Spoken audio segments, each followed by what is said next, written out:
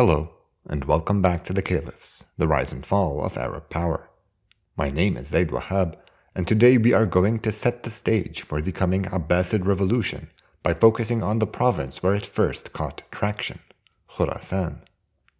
You probably remember how messy it was there from the episode we already dedicated to the East, and it won't surprise you to hear that the same divisions which complicated things for the Ummah really catalyzed the revolution's success. We'll try to make sense of the disarray by sticking with the perspective of one uniquely well-placed witness, a leader whose life and death mirror these historical developments quite faithfully. Episode 39, Nasr ibn Sayyar.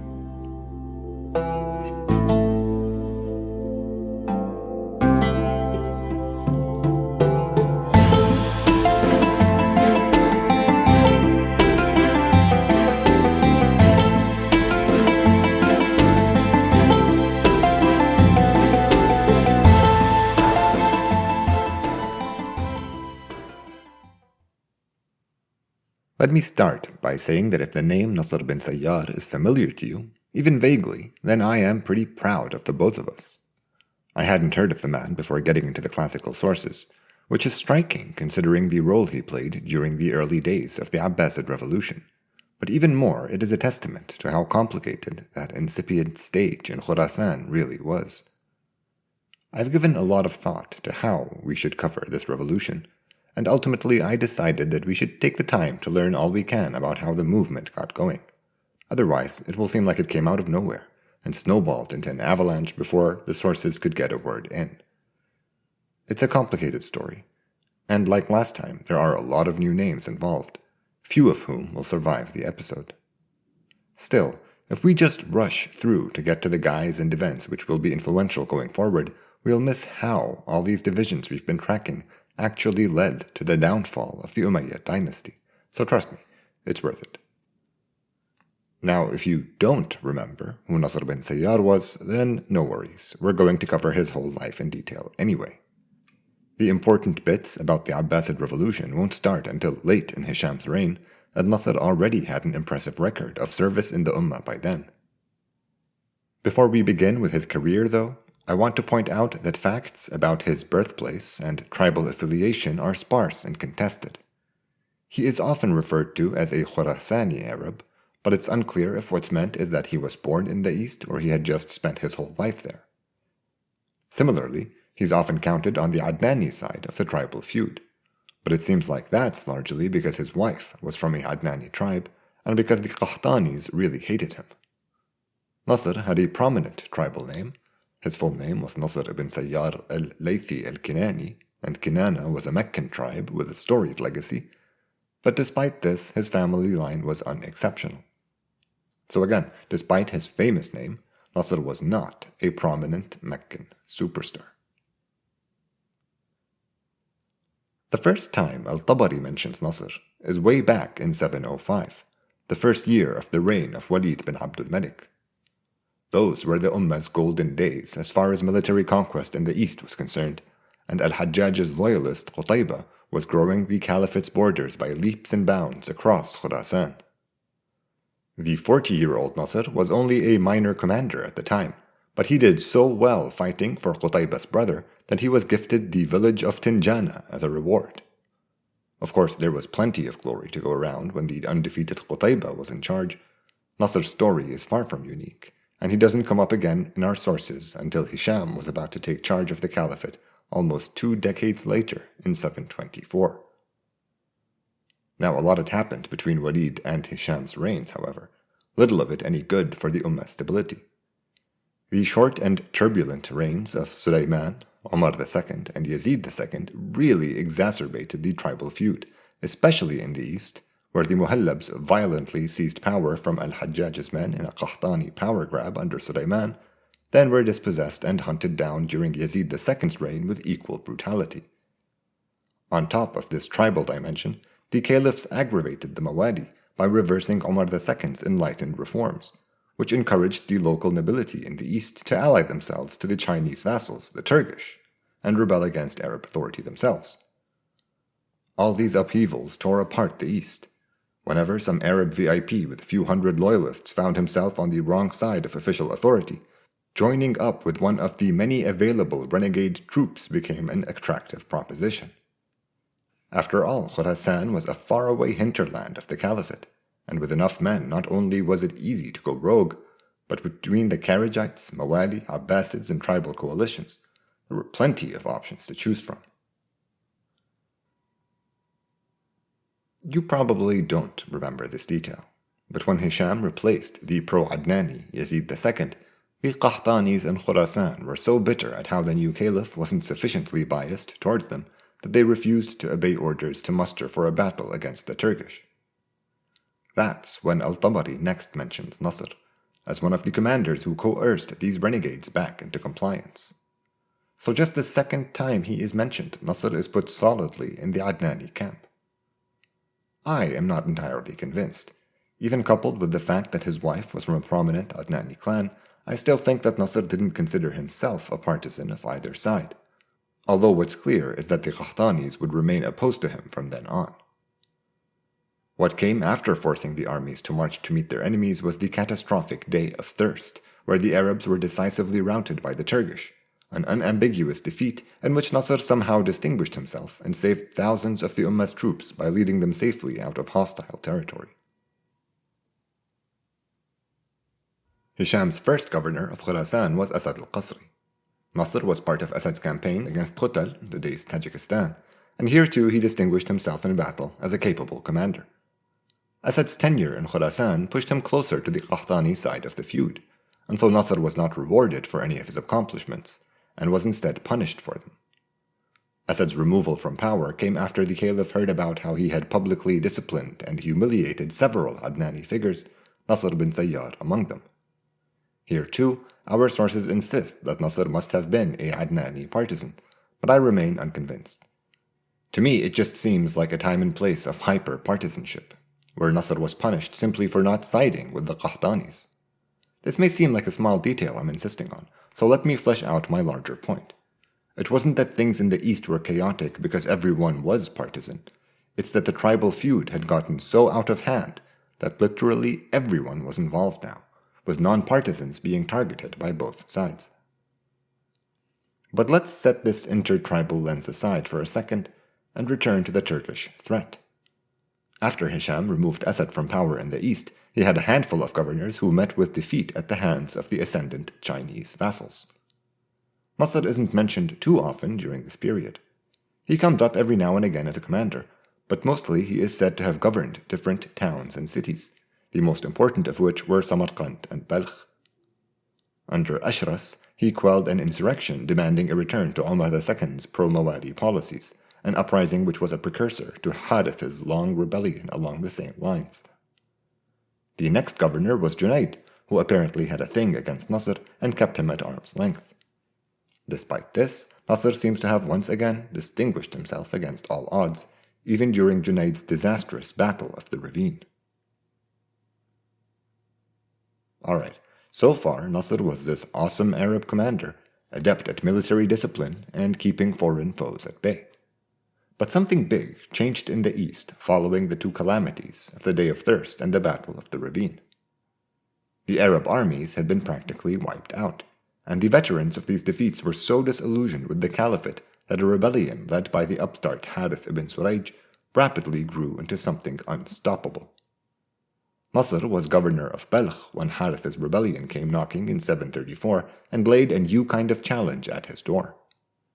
Instead of resorting to a military solution, Nasr tried to negotiate with the rebels.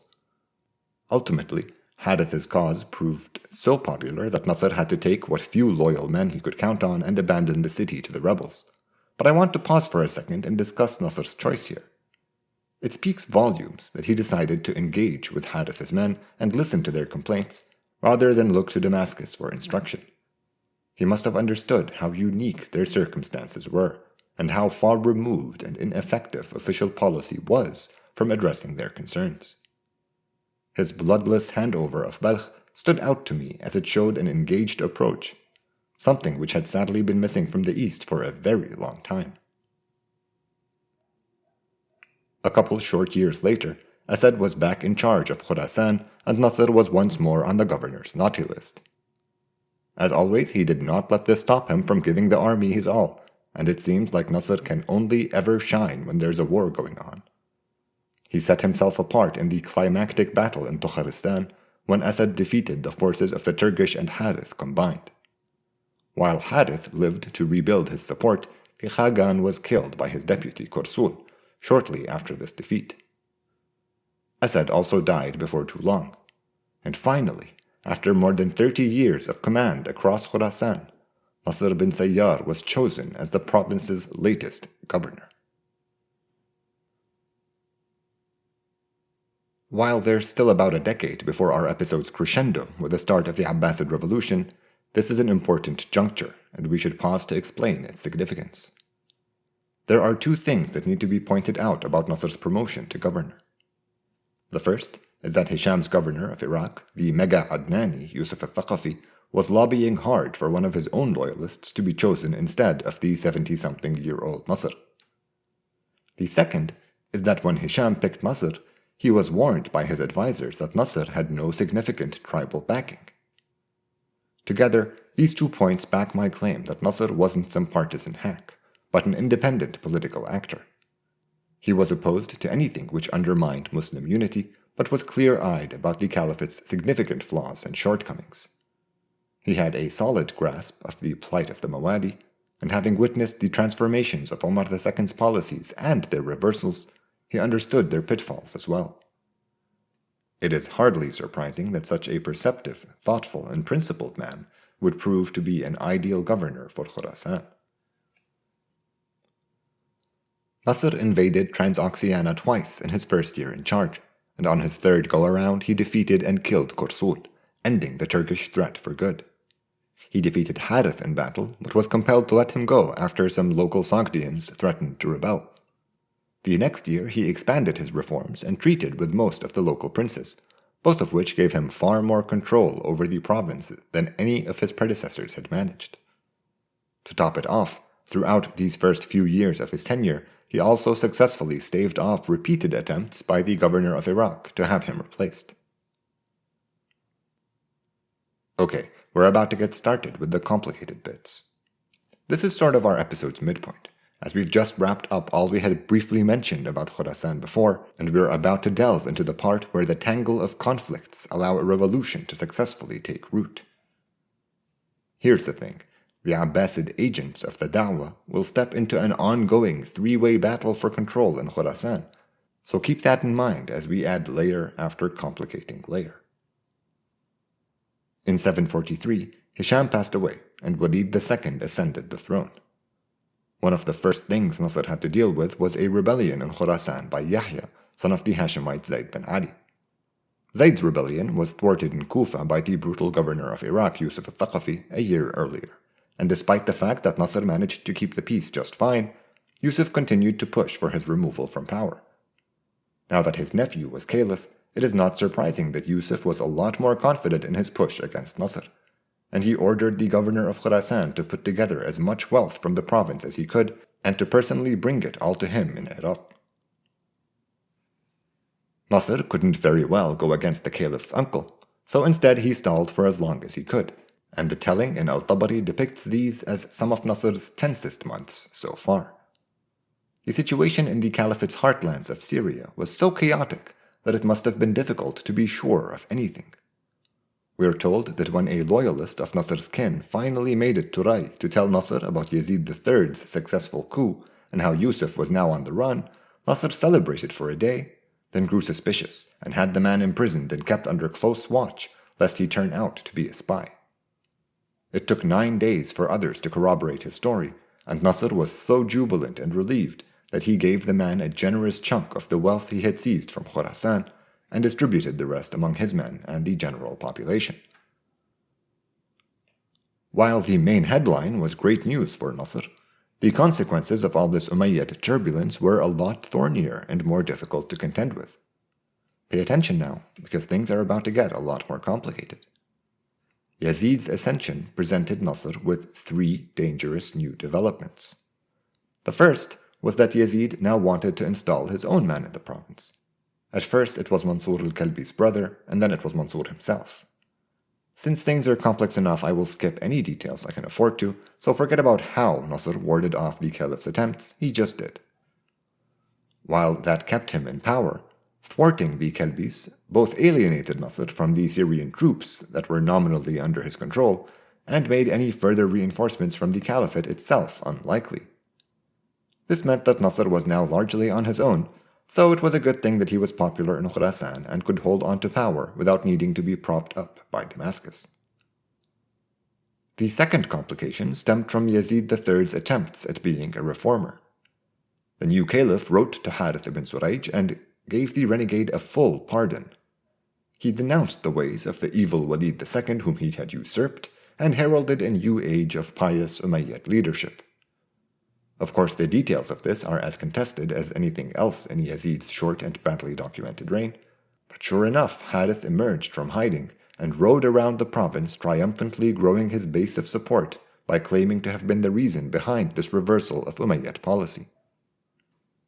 It's not clear if Harith was that big a deal since his defeat by Nasr a year earlier, but he was definitely a force to be reckoned with following this pardon. The third and final complication had been brewing for a while, and we'll have to look back to Hisham's reign to see its origins. Hisham's most successful governor in Khurasan was Asad, who is often called a solidly Qahtani partisan. While this is debatable during his first stint as governor, by his second we have much more definite proof of his pro-Qahtani position, most importantly, his right-hand man, Judayya al-Kirmani. Al-Kirmani wasn't just any old partisan, he was practically the leader of the Qahtani alliance in Khurasan. As Asad's deputy, many in the east expected the caliph to pick al-Kirmani to succeed him as governor of Khurasan, and the Qahtanis were utterly dismayed when Nasr was chosen instead. Al-Kirmani and his loyalists predictably tore away from the army following Nasr's promotion, but they didn't pose a real threat to the new governor until Yazid III. The new caliph's failure at extending his influence to Khurasan horrified them, and they took it upon themselves to wrest power from Nasr. So to recap, by late 744 we already had 3 factions vying for control of Khurasan. Al-Kirmani was clearly Nasr's biggest concern at first, and he considered multiple ways of dealing with the threat he posed, from establishing family ties to trying to turn his own loyalists against him.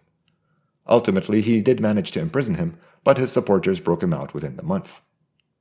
Harith ibn Surayj arrived in Maru just after Al-Kirmani's great escape, and so managed to capitalize on all the chaos. This guy capitalized on everything. He even claimed that the mysterious Da'wah was really calling for his ascension to power, despite the fact that he wasn't from the Prophet's clan. Remember, that's all anyone knew about the Da'wah at this point, that it was a movement which sought to restore the caliphate by returning the Prophet's clan to power, which most people assumed meant the descendants of the Prophet's cousin Ali ibn Abi Talib. It had a ready audience in the distant east, where Umayyad power was reviled and the Hashemite narrative prevailed. The Abbasid Da'wah is the last piece of this tangled puzzle. But given its secretive ways, we shouldn't be surprised that we don't have anything solid on its early history. There's a shadowy figure who is credited with masterminding all its activities in the East, but we know so little about him that it's tough to endorse any of the contradicting rumors we hear. His name was Abu Muslim al-Khurasani, and while most sources say he was of Khurasan, his birth and upbringing are attributed to all of Iraq, Mesopotamia, Armenia, and the Arab Peninsula.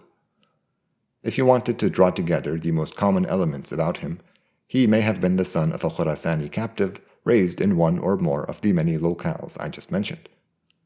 How he joined the Da'wah is contested, as is his rise through its ranks, though that's often credited to his shrewdness, devotion, and sheer charisma.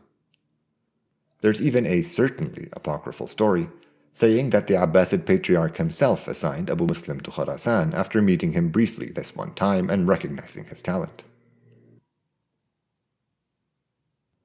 But all this talk of Abu Muslim is a little premature. Let's get back to the mess we already had on our hands and wait for him to barge into our story. It's 745, and the news that Marwan II had deposed the sons of al-Walid and was named caliph had just reached the provincial capital of Maru, Nasr's seat of governance.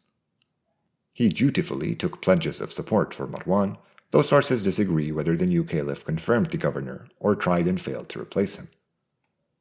Pledging to this fickle government in distant Damascus wasn't exactly an attractive proposition in Maru, and Harith quickly denounced Marwan and the wicked Umayyads, and his populist rhetoric garnered him over 3,000 new supporters. Buoyed by this influx of angry men, he decided to try and take on Nasr in the capital, but was defeated by the capable governor. The next year, in 746, Marwan was busy tamping out rebellions in Syria, and the Kharajite Dahhak had taken over all of Iraq, effectively isolating Khurasan from the rest of the caliphate. Al-Kirmani reached out to Harith, and the two formed an alliance to kick Nasr out of Maru. Nasr either faced them and lost, or withdrew before they had the chance to trap him, but either way his two enemies took over his palace. It wasn't long before they had a falling out. Most sources say that Al-Kirmani had been playing Harith all along, and had only allied with him after his defeat against Nasr had sufficiently weakened him. The intrigue only thickens from here on out. After their father had been crossed by Al-Kirmani, Harith's sons went to Nasr for help, and together they booted Kirmani out of the capital. At this point, however, Nasr was more worried about the growing power of the Abbasid Da'wah under its newly revealed leader Abu Muslim. He tried to conclude an alliance with Kirmani so the two could jointly fight the Abbasid threat, but one of Nasr's children murdered Kirmani, some saying after being manipulated into it by Abu Muslim himself. The story spirals out even further after this point. Nasr could not trust Harith's children, and now he had Kirmani's children coming after him as well. These are some of Abu Muslim's most active years, and we find rumors swirling around him every which way. He is concluding peace treaties with local princes, taking on Kharajites, extending his influence to Sind, convincing Kirmani's children to do his bidding. He had fingers in all sorts of pies. Of course, this is all hearsay, but that's most of what we have on Abu Muslim, so we might as well embrace it. Through utter effectiveness, he managed to push Nasr all the way out to Rai by 748, where he passed away later that year at the ripe old age of 83. With his death, Abu Muslim was left unopposed. He had his allies of convenience, the sons of Al-Kirmani, assassinated along with their key loyalists, and began preparing for the next stage of the da'wah, growing from Khurasan to the caliphate. The first time Abu Muslim comes up in our sources is towards the end of Hisham's reign in 742.